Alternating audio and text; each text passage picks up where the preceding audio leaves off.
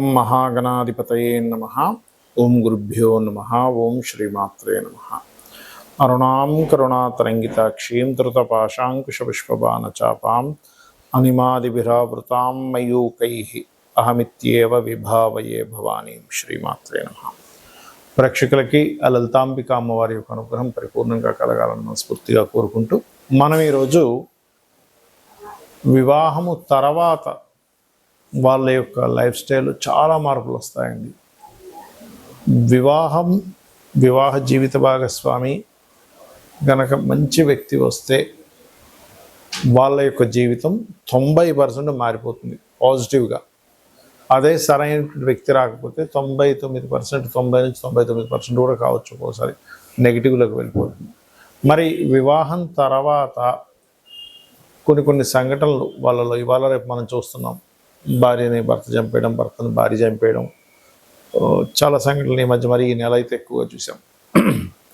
మరి మీకు కలిసి రావాలి, మ్యారేజ్ తర్వాత ఎటువంటి ఇబ్బందులు కలగకుండా ఉండాలంటే ఏం చేయాలి, అసలు ఎటువంటి కాంబినేషన్ ఉంటే ఎటువంటి లగ్నం వారికి వివాహ సంబంధంగా బాగుంటుంది, బాగోకపోతే ఏ పరిహారాలు చేసుకోవాలి అనేటువంటి విషయాలు ఇప్పుడు మనం తెలుసుకుందాం.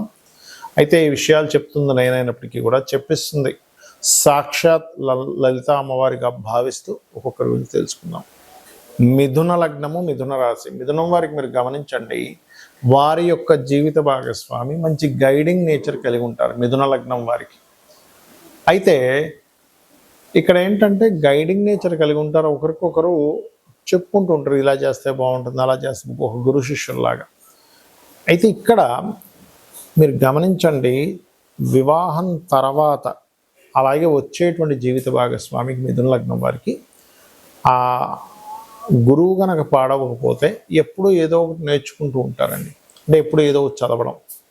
అయితే ఇక్కడ ఈ సప్తమాధిపతి గురువు గనక పాపగ్రహ సంబంధం కలిగి ఉంటే వివాహ తదనంతరం కొన్ని స్ట్రెస్లు పడుతూ ఉంటారు. కానీ శుభగ్రహ సంబంధం కనుక కలిగి ఉంటే, అయితే ఇక్కడ 2-3 విషయాలు. ఒకటి, పాపగ్రహ సంబంధం కలిగి ఉన్నారండి, కానీ ఈ లగ్నానికి శుభుడు అంటే ఒక్కోసారి మనకి శనితో కలిసి ఉన్నాడు, కానీ శని సహజంగానే పాప అయినప్పటికీ ఈ లగ్నానికి భాగ్యాధిపతి కదా, దానివల్ల కొంత పాజిటివ్ కూడా ఇస్తాడు అక్కడ, అలా చూసుకోవాలి. ఆ రకంగా ఈ గురువు అంటే సప్తమాధిపతి గురువు ఎప్పుడైతే మీకు ఉన్నాడో, ఇది కొంతవరకు సప్తమాధిపతి దశమాధిపతి ఒకటే జీవిత భాగస్వామి ఎప్పుడు ఏదో చదవడం నేర్చుకోవడం జరుగుతూ ఉంటాయి. రెండవది, వీరు వివాహం తర్వాత ఏదైనా స్పిరిచువల్ రిలేటెడ్ వాటిలోకి వెళ్ళడము, టీచింగ్ రిలేటెడ్, ట్రైనింగ్ రిలేటెడ్ సంబంధించినవి వీళ్ళు ఎంటర్ అయినట్లయితే కన్సల్టెన్సీస్ కానీ, టీచింగ్స్ కానీ, ట్రైనింగ్స్ కానీ, ఇటువంటి వాటి మూలంగా మీకు ఈ వివాహం తర్వాత ఉండేటువంటి అదృష్టం అనేటువంటిది క్రియేట్ అవుతూ ఉంటుంది. అయితే ఇది మీరు ఏ ప్రొఫెషన్లోకి వెళ్ళాలనేటువంటి సప్తమాధిపతి గురువుతో పాటు దశమాధిపతి కూడా గురువు అవుతున్నాడు, కాబట్టి మీ గురువు యొక్క స్థితి అనేటువంటిది మెయిన్గా అక్కడ రూల్ చేస్తూ ఉంటుంది. కాబట్టి ఈ యొక్క విషయాలు జాగ్రత్త పడుతూ ఉండాలి. అదేవిధంగా గురువు ఎక్కువగా రాహు ద్వారా పాడవుతాడు, గుర్తుపెట్టుకుని. రాహుతో పాడైతే ఏమవుతుందంటే కొన్నిసార్లు జీవిత భాగస్వామి ద్వారానే ఇబ్బంది పడ్డాం. అలా కాదండి, మాకు చక్కగా శుక్రుడితో ఉన్నాడు గురువు, చాలా చక్కగా ప్రేమించి పెళ్లి చేసుకుని, ఇట్లాంటివన్నీ జరుగుతాయి. అయితే ఇక్కడ మీకు సప్తమాధిపతి వ్యయాధిపతి చూసుకుంటే, సప్తమాధిపతి గురువు, వ్యయాధిపతి శుక్రుడు.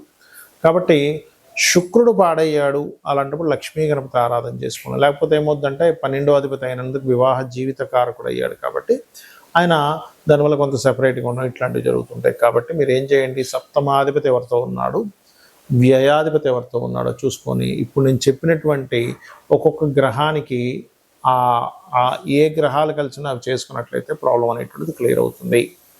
మొట్టమొదటిగా మీ యొక్క సప్తమాధిపతి ఉదాహరణకి రవితో కలిసి ఉన్నాడు. రవి అంటే సూర్యభగవానుడు గ్రహరాజుగా చెప్తూ ఉంటారు, తన చుట్టూ అన్ని గ్రహాలు తిరుగుతూ ఉంటాయి. ఇప్పుడు ఈ రవి ద్వారా కనుక మీ సప్తమాధిపతి కంబస్ట్ అయ్యాడు అనుకోండి, అంటే అస్తంగత్వ దోషంలోకి వెళ్ళిపోయాడు, దాన్నే మనకి మౌఢ్యమి అని కూడా అంటాం గోచారంలో. అప్పుడు సూర్యభగవానుడికి చేసుకోవాలంటే ఏంటి, సూర్య ఆరాధన చేసుకోవడం, ఆదిత్య హృదయం చదవడం, గోవులకి గోధుమ రవ్వ తినిపించడము, తండ్రితో గొడవ పెట్టుకోకుండా తండ్రిని చక్కగా గౌరవించడం, తండ్రి కాళ్ళకు నమస్కరించుకోవడం చేస్తూ ఉంటే ఆత్మకారకుడు సూర్యభగవానుడు, తండ్రి కారకుడు, మెడికల్ వీటికి కారకుడు, ఎవరికైనా మెడికల్ సంబంధించిన ఏదైనా సేవలు చేస్తూ ఉండాలి, అప్పుడు సూర్య అనుగ్రహం కలుగుతుంది.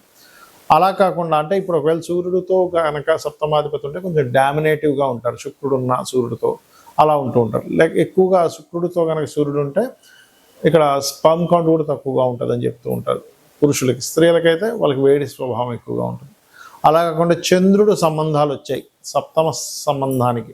చంద్రుడు అంటే ఏంటి? చంచలత్వము. అది స్త్రీకి కావచ్చు, పురుషుడికి కావచ్చు. మీకు వచ్చే జీవిత భాగస్వామి కాస్త ఎక్కువగా ఎమోషన్గా ఉండడం, కొంచెం స్థిరత్వం లేకపోవడం ఇలాంటివి జరుగుతుంటాయి. అలాంటప్పుడు బియ్యము దానంగా ఇవ్వడం, ఇందాక రవి అయితే గోధుమలు, బియ్యం దానంగా ఇవ్వడం, గోవులకి ముల్లంగి తినిపించడము, అదేవిధంగా కాస్త నీటి ప్రదేశాలు వెళ్ళినప్పుడు కొంత జాగ్రత్తగా ఉండడము, ఎక్కువ ఎమోషన్స్ అయిపోయేటప్పుడు వారిని మెడిటేషన్ చేయమని చెప్తూ ఉండాలి.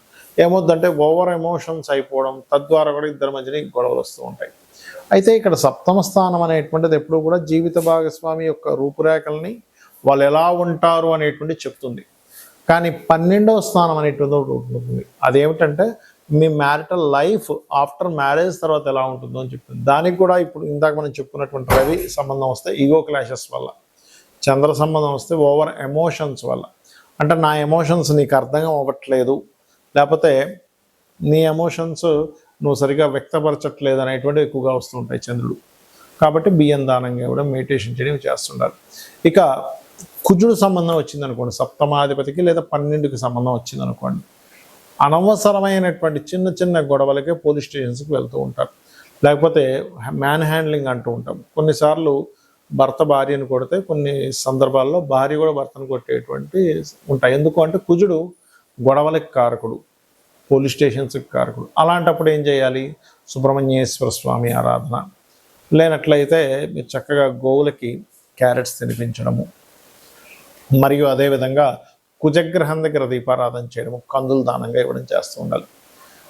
కొన్నిసార్లు బుధగ్రహ సంబంధం వస్తుంది. సర్వసాధారణంగా బుధగ్రహ సంబంధం వచ్చినప్పుడు జీవిత భాగస్వామి మంచి తెలివైన వాళ్ళు, బిజినెస్ రిలేటెడ్ ఉంటాయి. కానీ ఆ బుధుడు పాడై సంబంధం వచ్చింది, అంటే నీచ సంబంధం వచ్చింది, ఇంకో పాపగ్రహంతో కలిసి ఉన్న బుధుడు, అలాంటప్పుడు ఏమైపోతుంది అంటే ఇంకా వాదిస్తూ ఉంటారు జీవిత భాగస్వామి. మీరు ఏం చెప్తున్నా సరే దాని మీద ఒక వాదన, మీరు మంచి చెప్పిన వాదన వస్తుంది, ఏదైనా ఇష్యూ వచ్చినా వాదన, ఖచ్చితంగా వాదన వస్తూ ఉంటుంది బుధుడు పాడైతే కనుక. అలాంటప్పుడు ఇంట్లో ఎక్కువగా విష్ణు సహస్రనామాలు వింటూ ఉండాలి. బుధగ్రహానికి సంబంధించిన పెసలు దానంగా ఇవ్వడము, మరియు అదేవిధంగా గమనించుకున్నట్లయితే దీంతోపాటు మీరు గోవులకి గోంగూర తినిపించడము, ఇటువంటివి చేస్తూ ఉన్నట్లయితే చాలా అంటే చాలా మటుకు క్లియర్ అవుతుంది. ఇలా ఉన్నప్పుడు ఏంటంటే ఆర్గ్యూ చేయకుండా పక్కకి వెళ్ళిపోవడం మంచిది. ఇంకా ఎక్కువ ఆర్గ్యూ అవుతూ ఉంటే, ముఖ్యంగా 12వ స్థానాధిపతి దగ్గర సంబంధం వస్తే ఇంకా ఎక్కువ ఇబ్బంది వస్తూ ఉంటుంది. అదేవిధంగా బంధువర్గం మూలంగా కొన్ని అపనిందలు పడడం, నువ్వు భర్తను సరిగ్గా చూసుకోవట్లేదంట, భార్యను సరిగ్గా చూసుకోవట్లేదంట అని, అది ఒక్కొక్కసారి మీరు ఎంత బాగా చూస్తున్నా ఒక చిన్న ఇష్యూయే అది అందరికీ వెళ్ళిపోవడం, ఒక గాసిప్ లాగా ఇట్లాంటివి జరుగుతుంటాయి. మరి గురుగ్రహం చాలామందికి ఏమనిపిస్తుంది అంటే గురువు మంచివాడే కదండి, కలిసి ఉంటే ఇంకేంటి. కానీ మీ లగ్నానికి పాపి అయి సప్తమాధిపతితోనో 12తోనో లేదా సప్తమ పోర్ట్ఫోలియోతోనో 12వ పోర్ట్ఫోలియోతో కనుక కనెక్ట్ అయ్యి పాప అయితే కనుక అప్పుడు జరిగేది ఏమిటంటే, చూడ్డానికి బయటకు కొన్నిసార్లు కొంతమంది బాగా ధర్మంగా ఉన్నారనిపిస్తుంది, కానీ వాళ్ళు కొన్ని అధర్మపరమైనటువంటి పనులు చేయడం వల్ల, ఎథిక్స్ లేకుండా చేసిన పనుల వల్ల ఇద్దరి మధ్యన విభేదాలు వస్తూ ఉంటాయి. లేకపోతే ఇంట్లో భర్త కానీ భార్య కానీ పూజ చేస్తానంటే భార్య వద్దనడం, ఇటువంటివి ఎక్కువగా జరుగుతుంటాయి గురువు పాడైనప్పుడు. అలాంటప్పుడు దక్షిణామూర్తి ఆరాధన చేయడము, శనగలు దానంగా ఇవ్వడం, మీరైనా ఇవ్వచ్చు, మీ జీవిత భాగస్వామితోనైనా ఇప్పించవచ్చు.